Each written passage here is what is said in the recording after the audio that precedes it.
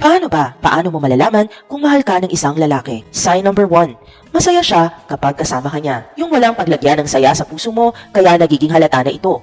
Palagi siyang nakikita kapag kasama ka niya. Kitang-kita mo sa mga mata niya na nag-e-enjoy siyang kasama ka. Sign number 2. Lagi kanyang pinupuri. Yung tipong mga magagandang katangian mo lamang ang nakikita niya. At kung may makita man siyang pangit sa'yo, tanggap ka pa rin niya. Sign number 3. Kasama ka sa kanyang mga plano. Ito na siguro ang isa sa mga senyales na talagang mahal ka ng isang lalaki kapag kasama ka na sa mga plano niya sa buhay. Sign number 4, nagiging touchy siya sa'yo. Ang karaniwang love language ng mga lalaki ay physical touch na ipaparamdam nila na mahal nila ang isang tao kapag hinahawak-hawakan nito. Sign number 5, na hanggat maaari ay pagbibigyan mo ang lahat ng hiling nila.